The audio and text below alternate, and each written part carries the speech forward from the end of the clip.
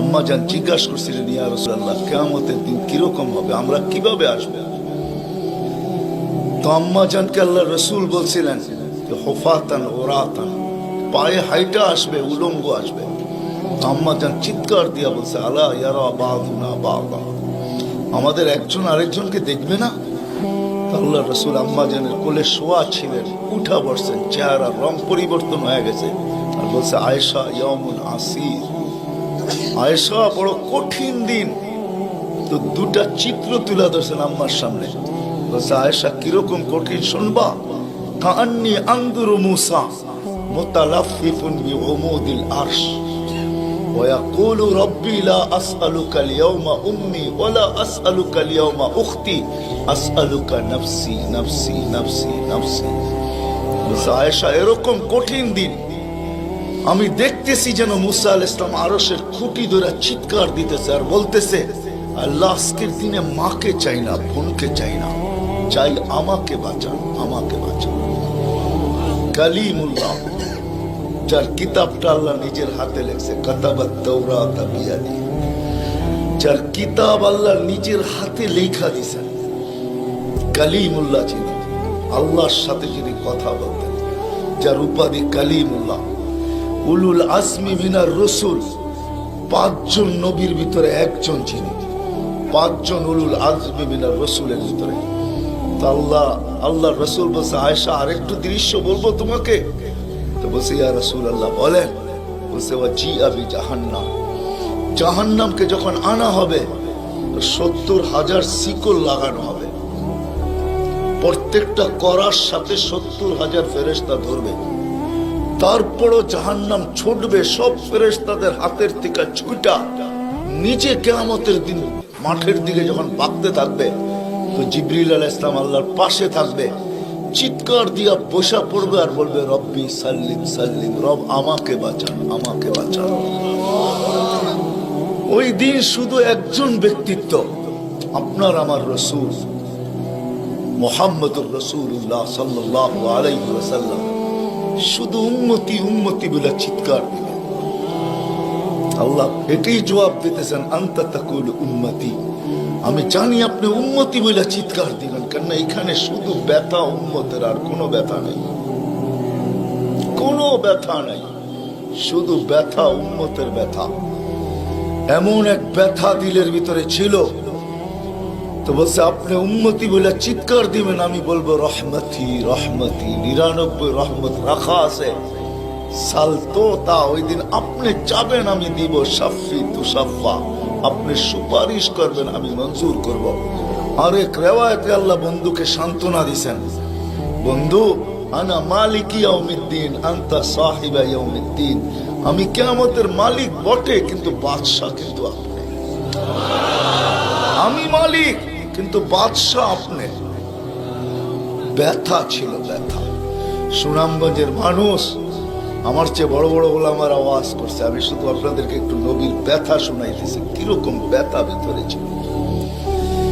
চলেন, যখন ব্যথাই শুনাইতেছিলাম তো আরেকটু শুনাই। প্রথম সিংহায় ফুতে সব ধ্বংস হয়ে যাবে, এটাকে নফখাতুল উলা বলে, কিয়ামত যেটাকে বলে। দ্বিতীয়টাকে নফখাতুন নুশুর বলে, দ্বিতীয় সিংহা ফুতে সব আবার জন্ম হবে, সব পয়দা হবে, কিন্তু এর আগে মৌত সবার হয়ে যাবে, মালাকুল মৌতেরও মৌত হবে, এটাও সত্য, হাদিসে আছে। আমি অতদূর টানতে চাইতেছি না। সর্বশেষ যখন মালাকুল মৌত থাকবে, তা আল্লাহ জিজ্ঞেস করবে, মান বাকিয়া ইয়া মালাকুল মৌত, কে বাকি? তো বলবে, লা মা বাকিয়া আহাদ ইল্লা আনা ওয়া আনতাল হাইয়ুল লাযী লা তামুত। আকাশ জমিন আরশের নিচে কোথাও কোনো সৃষ্টি বাকি নাই, শুধু আমি একা বাকি আর আপনি। আল্লাহ জিজ্ঞাসা করবে, আইনা আনতা, তুমি কোথায়? তো বলবে, তাহতা আরশিক, আমি আপনার আরশের নিচে, উপরে তো না। আল্লাহ বলবে, মাদা তারাও, আরশের নিচে তাকায় দেখো তো কি দেখা যায়? তো উনি লেখা দেখবে, আজকেও আছে, ওই দিনও উনি দেখবেন, ইন্নী কাতাবতুল মৌত আলা মান তাহতা আরশি, আমার আরশের নিচে যে আছে তাকে মরতেই হবে। আল্লাযী হাই, চিরঞ্জীব, ফাহুয়া ফাওকা আরশি, সে আমার আরশের উপরে বিরাজমান। তো বলবে আল্লাহ এই লেখা আছে এখানে, তা আল্লাহ বলবে ফাতামুত আনতা, এবার তোমার পালা। ফাইন্নাকা তাহতা আরশি, তুমি আমার আরশের নিচে। ওয়া ইন্নী কাতাবতুল মাউত আলা মান তাহতা আরশি, আর আমার আরশের নিচে যে আছে তাকে মরতেই হবে। সায়ুলকি আলাইহি সাকারাতাল মাউত, আল্লাহ ওনার উপরে মৃত্যুর যাতনা ঢালবেন। আজকে যদিও উনি মৃত্যু সম্বন্ধে কিঞ্চিত ধারণাও রাখেন না, আমার বিশ্বাস উনি মৌত কি জিনিস জানেন না, এটাই তো সত্য। কি যাতনা বিষে বুঝিবে সে কিসে, কবু আসি বিষে ডংসিনি জানে। সাপের বিষ তো ওই বোঝে যাকে সাপে দংশন করছে। উনি তো নিয়ে যায় শুধু আমাদেরকে, হুকুম হয় অপারেশন সাকসেস করে না, নিয়ে যান। এমনকি প্লেনের ভিতরে উনি অপারেশন চালান, ঠিক না? মানুষ প্লেনও মরে ইদানি, আগেও মরছে। উনি নিয়ে যান, উনি মৃত্যু সম্বন্ধে কিঞ্চিত ধারণা রাখেন না। তো যখন আল্লাহর ওনার উপরে সাকরাতুল মউত, সায়ুলকি আলাইহি সাকরাতুল মউত, মৃত্যুর যাতনা আল্লাহ ঢালবেন, তো ওই দিন উনি চিৎকার দিবে, চিৎকার। কিরকম চিৎকার? বলবে বিইজ্জতিকা ওয়া জালালিক, তোর ইজ্জত আর জালালের কসম, ওয়া উলুবি মাকানিক, তোর উচ্চতার কসম মালিক। লাউ আলিমতু সাকরাতাল মউত, মৃত্যু সম্বন্ধে যদি আমার কিঞ্চিত ধারণা থাকতো, মা কাবাস্তু আরওয়াহাল মুমিনিন, কোন মুমিন মুসলমানকে আমি এত কষ্ট দিয়ে নিয়ে আসতাম, এত কষ্ট। কিন্তু বহুত ওনার হবে, উনিও মুখ থুবড়ায় পড়বেন। দ্বিতীয় নফখার আগে আল্লাহ 4 জনকে পয়দা করবেন, জিবরিল, মিকাইল, ইসরাফিল, মালাকুল মউতকে। কিন্তু পয়দা করতে দেরি, জিবরিল আলাইহিস সালাম কানতে দেরি করবেন না। 3 জন জিজ্ঞাসা করবে কান্নার কারণ, বলে ইদান ইউমার ইসরাফিল, এখনই হুকুম করা হবে ইসরাফিলকে নফখাতুন নুশুরের জন্য, আর আমাকে হুকুম করা হইবে আল্লাহর বন্ধুকে মাকামে মাহমুদে নিয়ে আসার জন্য। কিন্তু আমি আমার মৃত্যুর পরে ভুলে গেছি উনার কবর কোথায়। তো 3 জন বলবে সহজ সমাধান, ফাসআলিল আরদা, তুমি জমিনকে জিজ্ঞাসা করো। তো জিবরিল আলাইহিস সালাম জমিনকে জিজ্ঞাসা করবে আইনা কবরা হাবিবার রহমান, আল্লাহর বন্ধুর রওজা কোথায়? তো জমিন উত্তর দিবে কাদ দাক্কানি আল্লাহু দাক্কা ফানাসিত, প্রথম সিংহায় ফুতে আল্লাহ আমাকে এরকম ধুনা ধুনছে, এরকম ছানা ছানছে। ছানা বোঝেন? ধুনা বোঝেন? এরকম ধুনা ধুনছে, ফানাসিত, আমিও ভুলে গেছি কোথায় রাখছি। এটা মাঝে মাঝে আমাদের সাথেও ঘটে। টুপি যাবে খোঁজে সারা ঘরে, ঠিক না? সারা ঘর মাথায় উঠে ফেলে, হঠাৎ পকেটে হাত দিয়া দেখে টুপি আর জিব্বাটা কামড় দিয়ে বেরিয়ে চলে যায়, ঠিক না? নাহলে তো ঘরালার আবার এর মাথা খারাপ করবে, ঠিক না? আমাদেরও ঘটে, জমিনও ভুলে যাবে। ওই দিন আল্লাহ রসুলের কবর থেকে নূর বাহির হবে, নূর নূর নূর নূর, হাত্তা ইয়াসাদ আরশার রহমান, আল্লাহর আরশ পর্যন্ত পৌঁছবে। আজকে বাহির হয় না, আজকে বাহির হলে দুনিয়া দুনিয়া থাকবে না, শেষ। আজকে সুযোগ নাই, ওই দিন বাহির হয়। জিবরিল আলাইহিস সালামকে হুকুম করা হবে নিয়ে আসো মাকামে মাহমুদে, নিয়ে আস, যাবে। পরেরটা হইল সুনামগঞ্জের মানুষ বুঝার, যদি ভিতরে দিল থাকে তাহলে বুঝবেন, নাহলে বুঝবেন না। উনি যাবে, পর মারবে পর, আর বলবে তুমি হাবিব আর রহমান, আল্লাহর বন্ধু ওঠেন। তো আল্লাহর রসুল উঠবে, হাদিসের শব্দ ওয়াহুয়া ইয়াকুম ওয়া ইয়াবকি ওয়া ইয়াকুল, উঠবে কিন্তু কানতে কানতে উঠবে, আর বলতে বলতে উঠবে জিবরিল আইনা উম্মতি আইনা উম্মতি আইনা উম্মতি আইনা উম্মতি, আমার উম্মত কোথায়? আওয়াসালা শাফির জাহান্নাম, আমার উম্মত কি আমাকে ফাঁকি দিয়া পুলসিরাতের কিনারে চলে গেছে? তারপরে জিবরিল তুমি আমাকে উঠাইতে আসছো? তো জিবরিল কসম খাবে বিইজ্জতিল্লাহি ওয়া জালালি, মা শাক্কাল আরদা আহাদুন ইল্লা আনতা, আপনি ব্যতীত কেউ ওঠে নাই, উম্মত কোত্থেকে উঠবে? আপনি শান্ত হন, শান্ত, সান্ত্বনা দিবে, উঠবে, মাকামে মাহমুদে যাবে। কসম খোদার, ব্যথা আমি শুনাই দিয়েছি আপনাদের, উঠবে, যাবে। কিন্তু মাকামে মাহমুদে বসবে না, শুধু ডাইন হাতটা রাইখা দিয়া দাঁড়ায় থাকবে। আল্লাহ জিজ্ঞাসা করবে, বন্ধু বসেন না? বলছে, না বসবো না।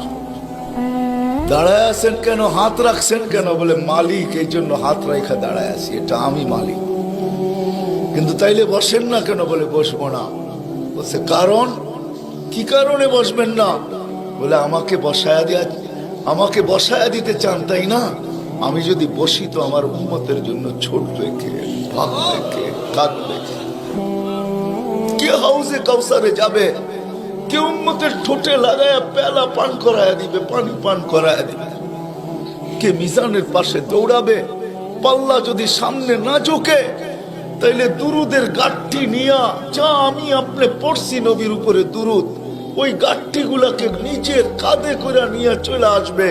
প্রত্যেকের নামেরটা ইমাম কর্তুবী রহমতুল্লাহ আলাইহি লেখছেন, কিতাব মোতালা করেন, ওই গাঠটি নিয়ে আসবে, নিজে উঠায়া নিয়ে আসবে, উঠায়া। এই জন্যই বলছে আমার উপরে দুরুদ বেশি বেশি পড়ো। ডেলি পড়ো না তো জুমার দিন পড়ো, আকসিরু আলাইহিস সালাহ ইয়াউমাল জুমা। জুমার দিন বেশি বেশি আমার উপরে দুরুদ পড়ো, তোমাদের দুরুদ গাঠটির ভিতরে রাখা থাকবে। গাঠটি কিয়ামতের দিন যদি পাল্লা না ঝুঁকে তো আমি পিঠে করে উঠায়া পাল্লায় দিয়া ঝুঁকায়া দিব, ঝুঁকায়া। আবার মিজানের পাল্লায় পুলসিরাতের ওইখানে দৌড়াবে। বলছে, কে দৌড়াবে উম্মতের জন্য? যে কিয়ামতের মাঠে ব্যথা নিয়ে উঠবে, ব্যথা, ব্যথা নিয়ে উঠবে, ব্যথা। হায় হায়, যে মৃত্যু লগ্ন ব্যথা নিয়ে গেছেন, ব্যথা। কোনো ব্যথা না, কোনো ব্যথা না, নয় ফ্যামিলির ব্যথা না, হাসান হোসাইনের ব্যথা না, আলী ফাতেমার ব্যথা না, যে হাসান হোসাইন কলিজার টুকরা ছিল, টুকরা।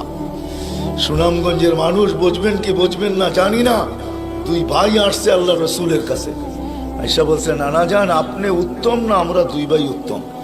সাইয়্যিদুল আউয়ালিন ওয়াল আখিরিনকে জিজ্ঞাসা করে, যার সুবাদে সমগ্র জগৎ তৈরি, যার রহমতের ছোঁয়ায় সব অস্তিত্ব পাইছে, আমিও আপনাও সমস্ত সৃষ্টি, আরে সমস্ত নবী রসুল যার রহমতের ছোঁয়ায় অস্তিত্ব পাইছে, তাকে নাতিদয় জিজ্ঞাসা করতেছে, নানা জান আপনি উত্তম না আমরা দুই ভাই?